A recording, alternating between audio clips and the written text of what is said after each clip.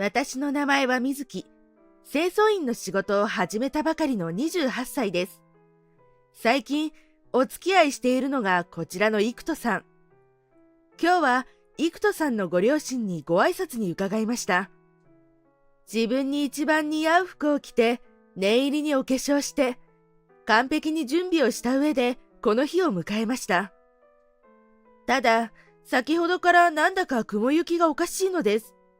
ご両親は清掃員という職種に不満があるようで、私が仕事の話をした途端、和やかな雰囲気が一変、リビングは険悪なムードに包まれてしまいました。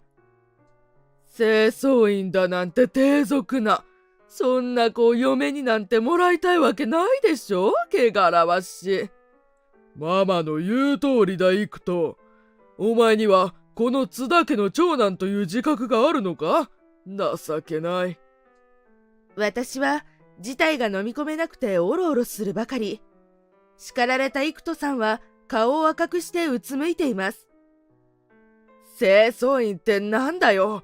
水木、自分は会社員だって言ったじゃないか。俺を騙してたのか？1年も。騙すだなんて誤解よ。そんなつもりなかったの。それに、清掃員だって立派な会社員でしょ？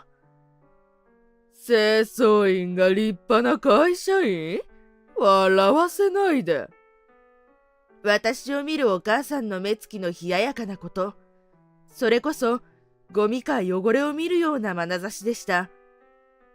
そんな誰にでもできて、不潔で汚らわしい仕事を、他の仕事と一緒になんて並べてほしくないわね。まったくだ。仕事にも格というものがある。清掃員風情が一発の会社員面をしようとは。これって、要するに職業差別？鈍い私は、やっとそのことに思い至りました。どんな職についているかで、私を値踏みしているんだ。清掃員を他の仕事よりもずっと下に見ているんだ。私は久々に頭に血が上るのを感じました。この人たちの価値観、とても受け入れられない。はい、そうですか、と引き下がるわけにはいかない。私の負けは、敬愛する先輩清掃員みんなの負けだ。清掃員の何がそんなにいけないと言うんです？その場を居心地よくしてくれる尊いお仕事ですよ。地べたに這いつくばって、塵や埃にまみれる仕事を尊いですって？よくまあ言えたわね。あんなものは低俗で低学歴な連中のためにあるこっぱ仕事だ。物の数には入らん。ママとパパの言う通りだ。水木、非常識だぞ。幾人さんとご両親が私に嫌そうな顔を向けてきます。完璧にアウェイ。状況は好転しそうにありません。職業差別を非難したら逆に非常識と言われるなんて。ここは私の知っている日本ではないかもしれない。あまりにも悔しくて私はなんだか泣けてきました。世の中にこんな人たちがいたなんて知らなかった。帰りなさい、汚れ仕事の貧民が。あんたみたいな卑しい女はうちの幾人には不釣り合いなのよ。まったくだ。ほら、この手土産も持って帰れ。どんな悪い菌がついていないとも限らんからな。水木にはがっかりだよ。もう連絡しないでくれ。金輪際、君なんかには会いたくない。さようなら。気づけば私は津田家から追い出されていました。濡れた方に風がやたらと冷たく感じられました。津田家で起きた人生の大惨事から3日。私はどうにかあの強いショックから立ち直りました。世の中にはいろいろな考え方を持つ人がいる。めったにできない学びを経験したと考えることにしたのです。初めてできた彼氏に振られたことは確かに残念。だけど、あんな家族の一員になるなんて絶対に嫌。むしろ先に本性が知れてラッキーだったと捉えよう。結婚してから会わないと分かっても遅いですもんね。清掃員の先輩、谷口さんにもこのことを話しました。男の子3人を育て上げた50代の肝っ玉母さんです。そりゃひどい目にあったね。偉いよ、新人ちゃん。よく我慢した。あたしならやばかったね、その家族。やばかった？その家族がですか？おうよ。私ならブチ切れたもん、絶対。親子3人と捕まえて、汚れたウエスを口にぶち込んでたね。豪快な性格の谷口さんなら確かにやりかねません。津田家の面々は私で命拾いをしたのだと思います。けど本当に残念な話さ。いるんだよね、そういうの。職業差別に何の疑問も持たない悲しい連中がさ。谷口さんにも似た経験がおありなんですね。もちろん長いもん、この仕事。バカにされたり蔑まれたりは日常茶飯事ってやつさ。掃除道具を車に積みながらため息を漏らす谷口さん。よほど辛い目にあったことがあるのでしょう。確かにいますもんね。掃除中、私たちに嫌そうな目を向けてくるお客様。悲しくなりますよね。お客様だけじゃないさ。どんなホテルにも1人か2人は必ずいるよ。清掃員嫌いのホテルマン。ホテルマン？身内みたいなものじゃないですか。清掃員もホテルマンも最終的な目的は同じ。お客様に最高のおもてなしを提供すること。そのための同志でありパートナーであるはずなのに、一方がもう一方を嫌ったり下に見たりするなんて、正直にわかには信じられませんでした。狭い世界で仲間を憎んでどんな得があるのでしょう。そういう差別的な連中は表面しか見てないのさ。食に寄せなしって言葉だってあるのにね。車のバックドアを勢いよく閉める谷口さん。何もかも吹っ切るような力強さがありました。さあ、準備は済んだ。今日も頑張ろうね。厄介な汚れがあったらすぐに私を呼ぶんだよ。はい、よろしくお願いします。そうして今日も谷口さんと私は仕事に出かけました。派遣先のホテルにあの家族がいるとも知らずに。その日の仕事場は私もよく知っている高級ホテルチェーンの一つでした。ホテル側から依頼されたのはロビー清掃と客室清掃。ロビー谷口さん、客室私の分担で始めました。ロビーが済んだら私も客室の方に向かうからね。モップは部屋の奥からドアに向かってかけるんだよ。はい。まずは部屋のどこから作業を始めるんだった？はい。掃除は寝室から、バスルームが最後です。バクテリアの移動を最小限に抑えるためです。よし、行ってきな。はい。谷口さんによる厳しい新人教育の賜物。最近はよほど特殊な汚れでもない限り、私一人で落とせます。仕事は順調でした。掃除をしていると無心になれるのがいいと思います。あの嫌な家族のことも忘れて一心不乱。次のお客様のために部屋全体をきれいに仕上げます。部屋から部屋へ何度目かの移動の時でした。ロビーから怒鳴り声、気になって見に行きました。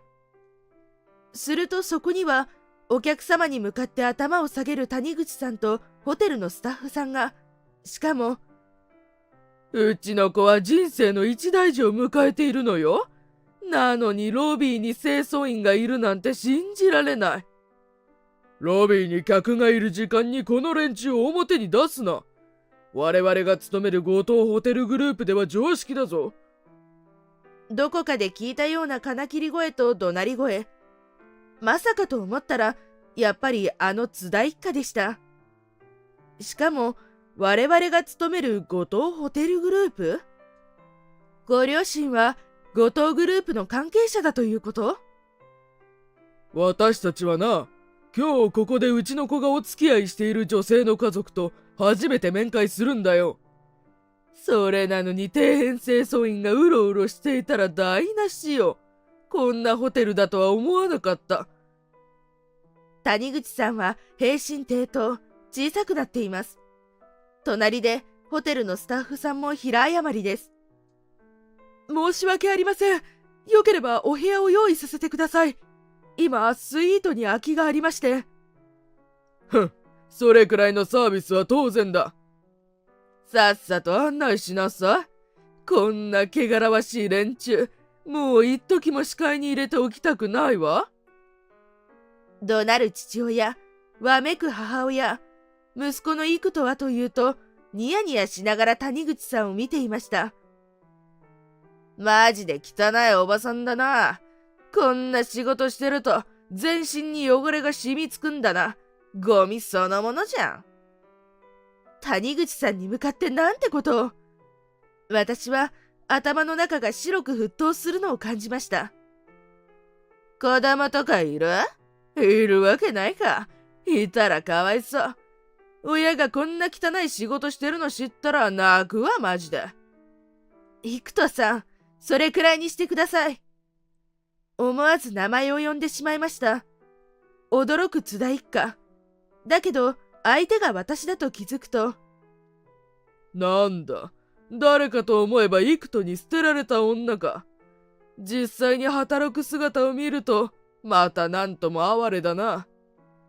小汚い格好、それが本当の姿ってわけね。やっぱり追い返しておいて正解だったわ。ここで何をしてるんだ、水木。もうお前とは金輪際会いたくないって言ったはずだぞ。私だって会いたくなんてありませんでしたよ。あなたたちみたいな差別主義者になんかね。なんだと？口の利き方に気をつけろよ、水木。幾人さん、今すぐ谷口さんに謝ってください。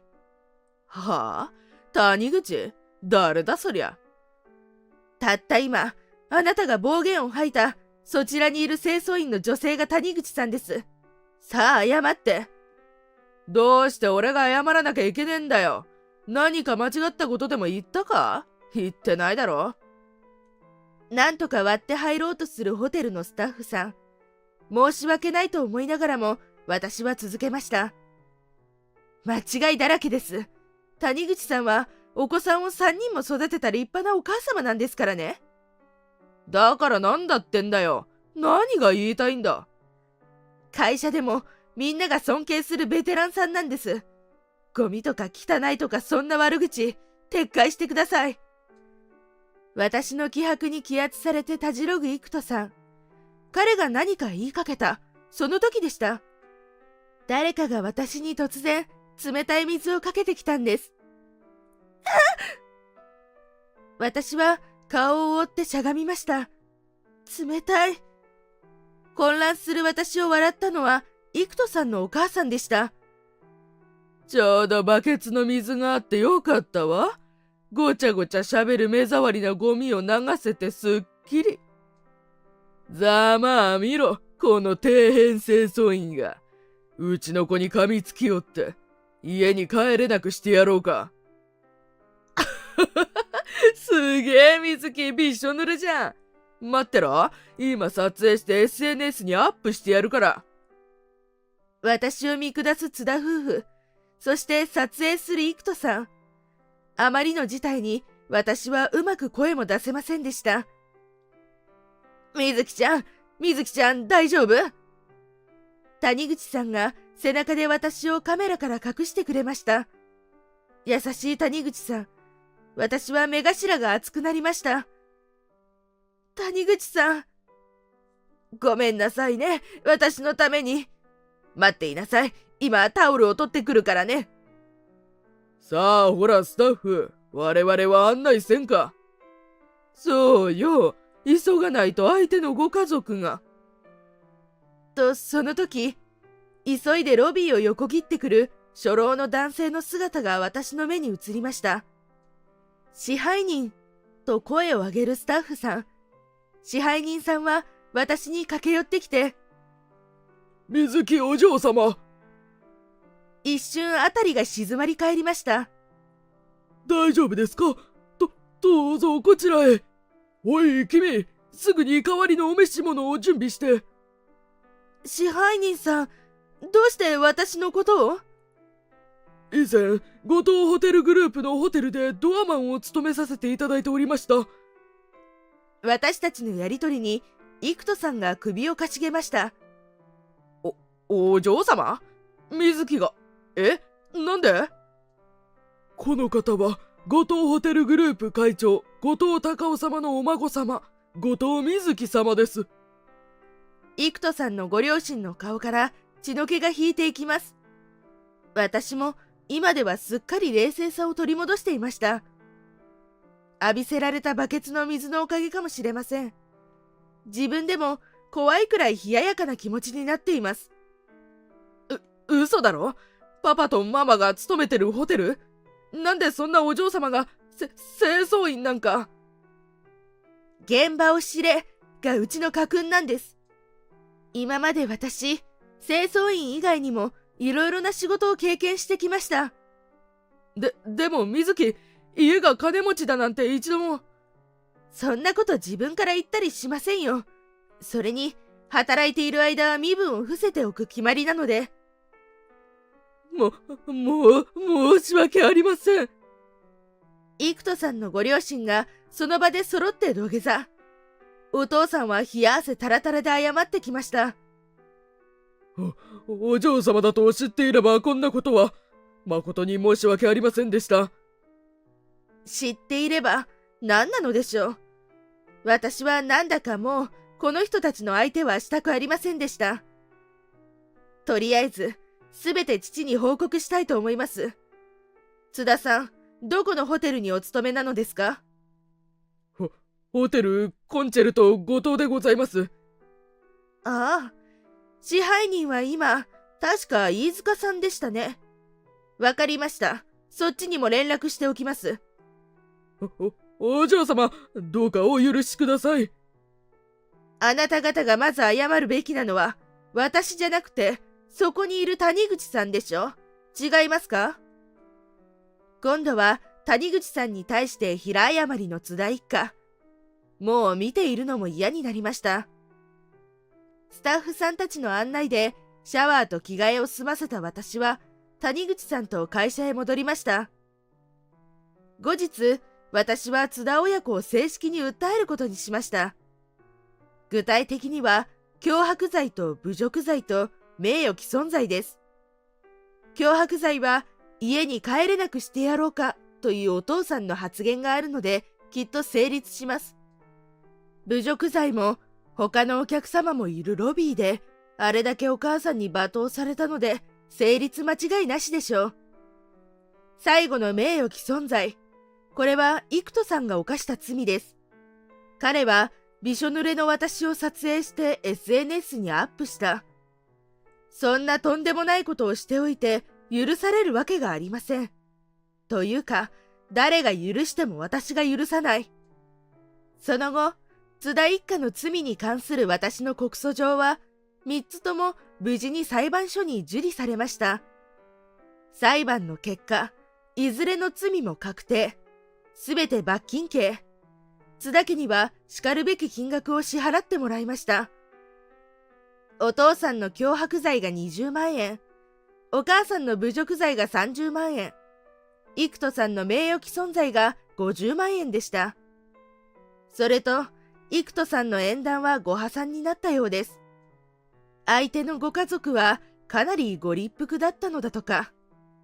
というのも、私や谷口さんに対する津田一家の仕打ちをロビーの隅から見ていたそうなのです。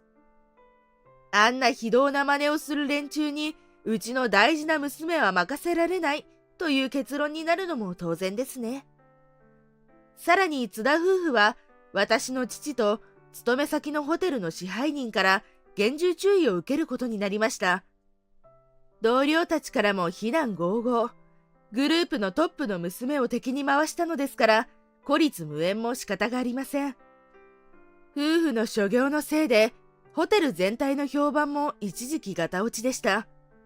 責任は誰かが取る必要があります。グループ内部でどのような話があったのでしょうか。津田夫婦はどちらも進んで仕事を辞めていきました。退職後の津田家の末路はかなり悲惨だったようです。ブラックリストに乗ってホテル業界からはソース缶。やっと見つけた仕事は父親が弁当屋のアルバイト、母親が水商売、息子は工事現場の作業員だったとか。職業差別を繰り返してきた彼らがどんな気持ちでそんな仕事をしていたか詳しく聞きたいものです。父親も母親も息子も全員がゾンビのような顔で働いていただろうことは想像に難くありません。そうしていろいろと問題を抱えた津田家はやがて決定的な理由で一家離散する運びとなりました。結婚相手を逃して自暴自棄になった幾人さんがギャンブルにはまって多額の借金を作ったのです。パチンコ、スロットは言わずもがな、競馬に競輪、競艇にオートレースとジャンルは様々。どれをやってもろくに勝てなかったそうですから救えません。借金と親の苦労は増えるばかりでした。津田家の噂で最後に聞いたのは夜逃げの話でした。名前を変えて九州のどこかに隠れたというのです。嘘か本当かはわかりませんが、本当だとすれば哀れですね。よほど借金取りが怖かったのでしょう。彼らにもう少し思いやりの心があったなら、私は今でもたまにそう考えることがあります。そうすれば、もしかしたら周りの対応も少しくらい違っていたかもしれないのに、と。誰かが同情してくれたり、手を差し伸べてくれたり、事態が好転するきっかけをつかめたかもしれません。でも実際にはそんなことは起こらなかった。これもある意味本人たちが望んだ結果なのでしょう。差別意識や先民意識があれだけ強い人たちなので、思いやりや分かち合いの心なんて期待するだけ無駄。いずれは家族同士でいがみ合って、最後には共倒れ。それがお似合いなのかもしれませんね。私は絶対にそんな風にはなりたくありません。人との関係を大切にして生きていこうと思います。